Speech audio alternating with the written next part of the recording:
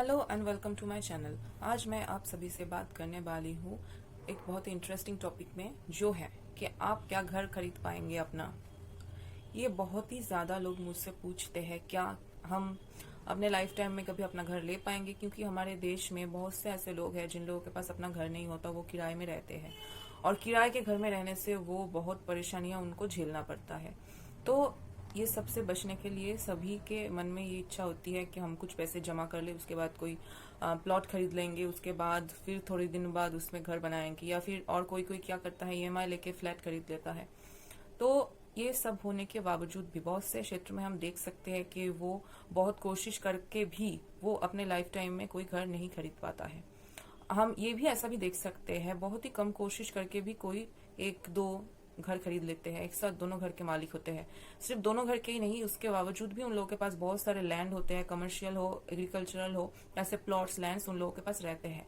तो क्या हमारे बजट में ऐसा क्या होता है जिसकी वजह से ऐसा डिफरेंस देखने को मिलता है? किसी किसी के लाइफ में इतना ज्यादा लैंड, प्रॉपर्टी, होम, ये सब रिलेटेड चीजें होते हैं और किसी किसी लोगों के भाग्य में होते ही नहीं है, या फिर बहुत कम होते हैं। ये मेनली डिपेंड करता है मंगल के ऊपर, क्योंकि मंगल डायरेक्टली रिलेटेड है भूमि से। तो भूमि फिर रिलेटेड है प्लॉट से, वो एग्रीकल्चरल हो या फिर कमर्शियल हो। वो भूमि खरीद के आप अपना घर भी बना सकते हैं या फिर और कोई प्रॉपर्टी बना के उससे प्रॉफिट भी कर सकते हैं। तो ये सब होगा जब आपका मंगल बहुत स्ट्रांग होगा। तो मंगल स्ट्रांग हम कब बोलेंगे? मंगल को हम बहुत ज्यादा स्ट्रांग तभी बोलेंगे जब आपके मंगल 4th हाउस में स्ट्रांगली पोजिशन्ड हो। मंगल के स्ट्रांग होने के और भी बहुत सारे एंगल्स हैं, पर आपके जीवन में घर, प्रॉपर्टी, ऐसा कुछ अगर आपको खरीदना है तो इसके लिए मेनली आपके मंगल को आपके 4th हाउस में स्ट्रांग होना चाहिए। और आपके 4th हाउस में और भी कोई ऑस्पिशियस ग्रह जो है वो भी अगर विराजमान हो स्ट्रांगली, अच्छे पोजीशन में हो, अच्छे स्टेट में हो, अच्छे एंगल में हो, और वो जिन जिन ग्रह के साथ अपना कंजंक्शन करती है, अगर और किसी ग्रह के साथ उसका कंजंक्शन हो 4th हाउस में, वो भी अगर बहुत स्ट्रांग होता है, तो ये गारंटेड है कि आप अपने लाइफ में घर खरीद पाएंगे। ये तो गया पहले मंगल की बात। अभी हम आते हैं मंगल के बाद जो आता है वो है शनि। आपके सैटर्न स्ट्रांग होने से, उसका पोजीशन और कंजंक्शन अच्छे ग्रह के साथ होने से भी आपके लाइफ में घर खरीदने की संभावना बहुत ज्यादा बढ़ जाती है। और एक ग्रह है जो बहुत इंपॉर्टेंट है घर खरीदने के लिए, वो है वेनस। अगर आपके बर्थ चार्ट में वेनस का पोजीशन भी सुइटेबल हो तो भी आप घर खरीद सकते हैं। और एक से ज्यादा घर खरीदने के लिए आपके सैटर्न और वेनस का और मार्स का कंजंक्शन बहुत ज्यादा इंपॉर्टेंट है। अगर वो 4th हाउस में हो तो आप बहुत ही आसानी से घर खरीद पाएंगे। अभी हम चलते हैं इसका रेमेडी क्या है। अगर आपके मंगल, शनि और वेनस अच्छे तरीके से पोजीशन नहीं है बर्थ चार्ट में, तो आप क्या कर पाएंगे? तो आप क्या कर सकते हैं? मंगल, शनि, वेनस को छोड़कर भी अगर आपके दूसरे प्लेनेटरी पोजीशंस अच्छे हैं तो भी संभावना होता है कि आप घर खरीद ले।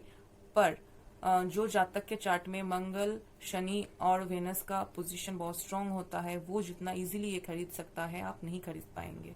इसके लिए आपको बहुत ज्यादा मेहनत करनी पड़ेगी, और ये थोड़ा डिपेंड भी करता है इंडिविजुअल बर्थ चार्ट के ऊपर। ऐसा नहीं है कि आपके बर्थ चार्ट में और भी ऑस्पिशियस पोजीशन में दूसरे ग्रह होने से ही आपको हो जाएगा।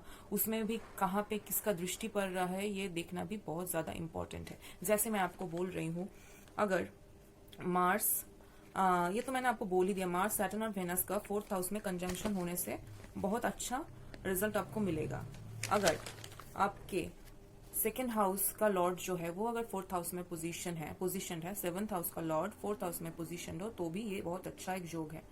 अगर एक्साल्टेड प्लैनेट्स अगर खुद के हाउस में रहता है या फिर फ्रेंडली किसी हाउस में भी रहता है या फिर कंजंक्शन बनाता है, तो भी ये योग बहुत अच्छी तरीके से बन सकता है, जैसे कि जुपिटर के साथ या फिर वेनस के साथ।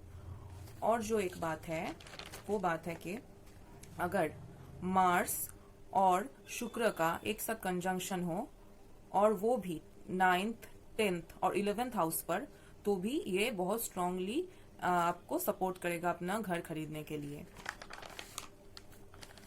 और हम अगर बर्थ चार्ट देखें तो किसी व्यक्ति का अगर 1st house, 2nd house, 4th house या फिर 11th हाउस बहुत स्ट्रांग हो, फोर्थ हाउस के बारे में तो मैंने आप लोगों को डिटेल्स में बता ही दिया है, और बाकी जो भी हम देखेंगे वो है फर्स्ट हाउस, सेकंड हाउस और 11th हाउस।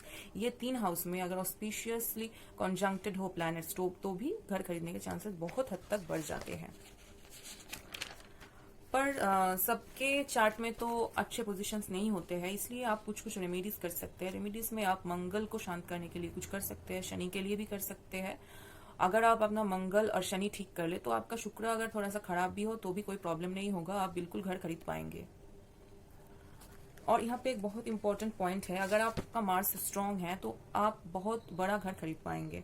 अगर आपका सैटर्न अच्छा हो तो आप कोई पुराना घर लेके उसको रिनोवेट करेंगे, इसका बहुत ज्यादा चांसेस बनता है। और आप कोई एग्रीकल्चरल लैंड भी खरीद सकते हैं। और वेनस स्ट्रांग होने से आप कोई कमर्शियल बिल्डिंग हो, कोई लग्जरी पर्पस में ऐसे कोई विला बंगलो ऐसा भी खरीद सकते हैं, और फ्लैट भी लेने के चांसेस बहुत ज्यादा है।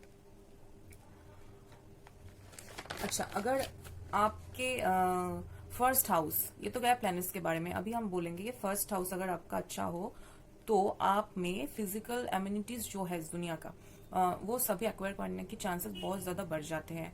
इसलिए बहुत चांसेस है कि आप घर भी खरीद ले, क्योंकि वो भी फिजिकल एम्यूनिटीज के अंदर ही आता है।